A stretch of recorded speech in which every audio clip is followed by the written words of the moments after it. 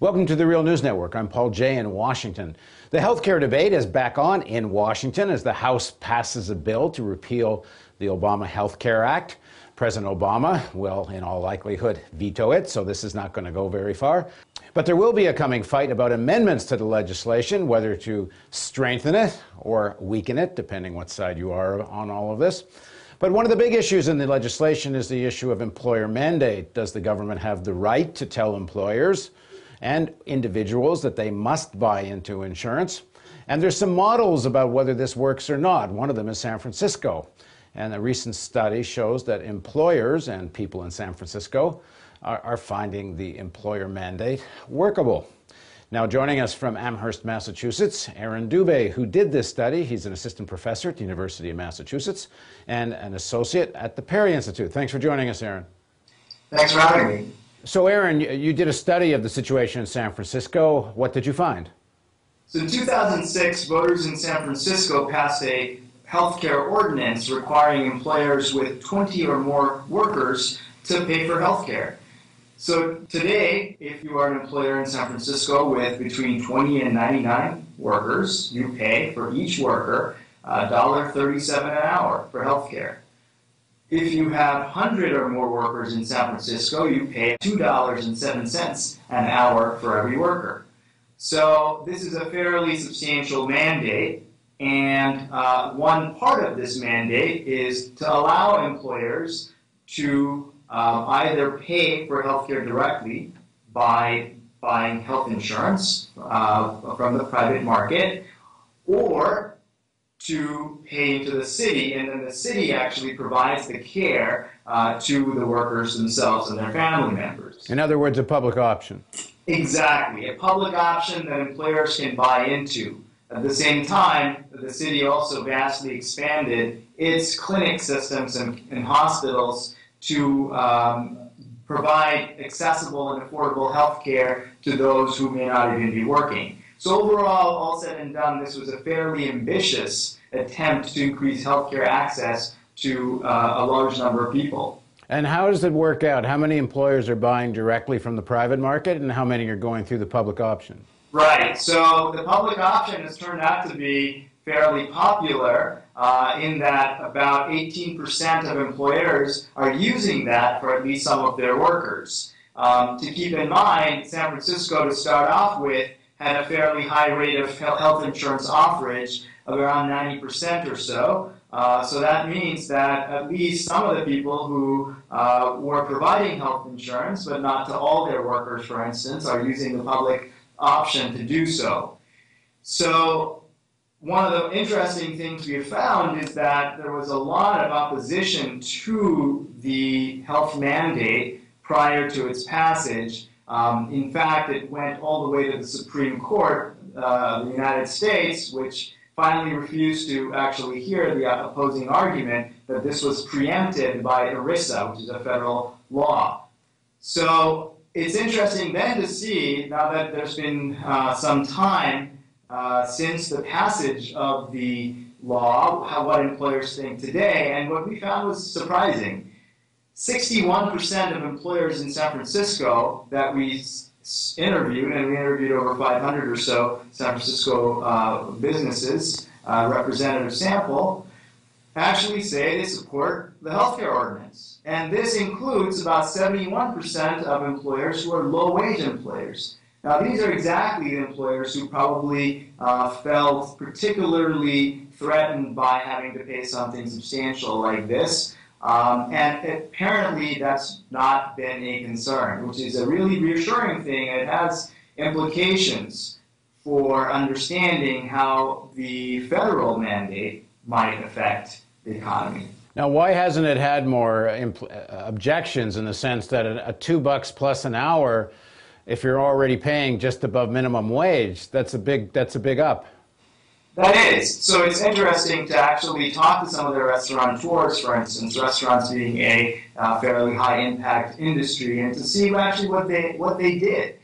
And we actually did such a survey, and we found that a good number of them have actually started some kind of a surcharge on the bills that gets passed on to consumers as maybe for 5% additional cost to their bills when you go out to eat. And consumers have been willing to certainly bear that. And that's been one of the channels through which I think the cost increase has been absorbed. But there are probably also likely other channels. Generally, we have a fairly ill-functioning healthcare system in this country, which is partially job-based, but that means that effectively people choose jobs not necessarily because that's the best job for them in terms of being a good match or a productive match, but rather maybe the employer provides some type of health insurance that they really need. That's not a good way of allocating people to the jobs. And so when you actually do reform the healthcare system, like we're about to do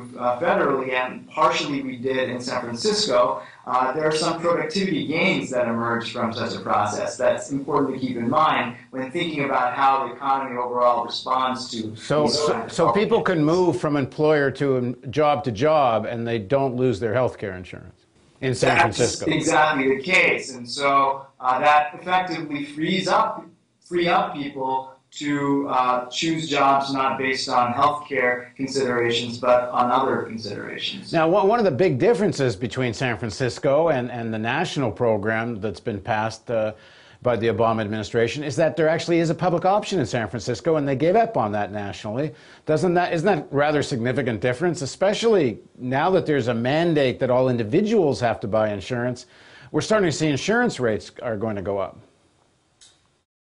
Well, I think that's going to be an interesting question to look at. Generally speaking, insurance rates have been going up for a while now, so we have to be careful in sort of attributing that to the unforeseen results of the Obama policy. But one of the criticisms of the Obama policy is that everyone's mandated to buy it, but there's no effective cost controls because there's no public option.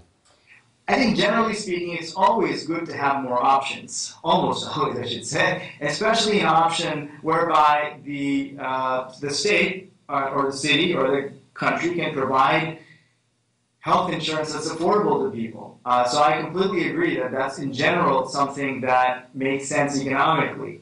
I think the city of San Francisco did well to design, to have that as part of their mandate. I think it'll be interesting to see state-level exchanges may be structured differently in different states. And this is an important thing to keep in mind for different states in thinking about how to structure their exchange and whether to have something like the public option that, for instance, there is in San Francisco that should be as part of that for individuals as well as for employers to potentially buy into. In other words, created at the state level, even if it didn't pass at the national level. That's, I think, certainly an option, and that's an option that I certainly hope that some states keep in mind in designing the exchange. Now, in the San Francisco experience, how do you find, and if so, how much, employers that previously had better health care insurance dump it for cheaper public insurance? That's another question mark that's been raised about a kind of Medicare for all plan. Absolutely. In fact, that was one of the concerns that was raised by critics beforehand, so that is in fact something we looked at.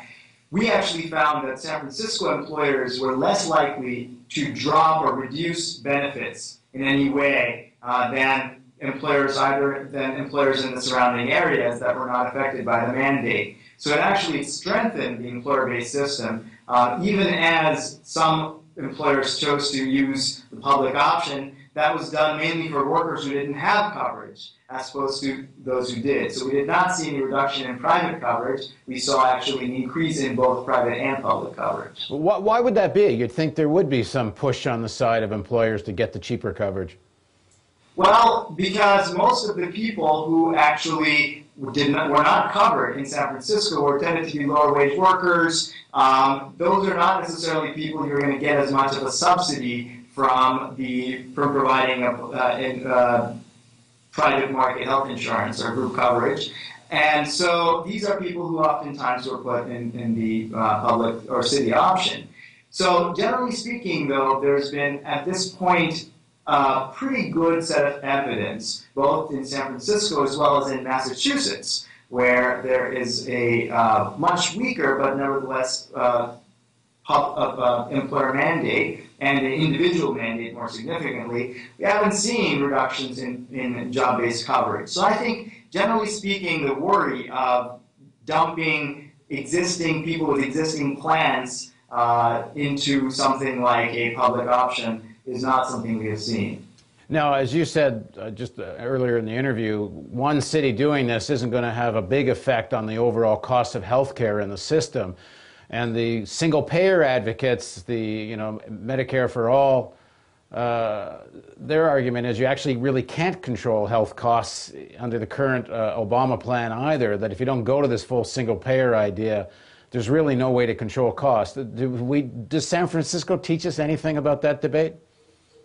I think, as you pointed out, it's really hard to actually have cost containment at the level of a single city. There are certain things, however, that we can do and see in San Francisco, and that is actually getting people away from using the emergency room as the primary source of their care and into clinics and other medical homes. And I think there's some initial evidence, and it's going to take longer to really get to see this more clearly, but there's initial evidence that that is happening. And if that happens at a city level, my guess is it's going to happen more at the level of a serious federal health policy. And those do actually reduce costs of providing health care by reducing uncompensated care. And that, I think, will be something that has a negative effect on prices. In other words, that should actually reduce prices of providing health insurance, even in what the Affordable Care Act. Just so the issue there is people who have insurance can go see a GP and they don't have to go to emergency rooms for everything. Exactly, because emergency room is a really expensive way of providing primary care. Right. Thanks very much for joining us, Aaron. Thank you. And thank you for joining us on the Real News Network. And don't forget, there's if you want to look after the health of the Real News, our healthcare program begins with the donate button, which is somewhere around this player. Thanks for joining us.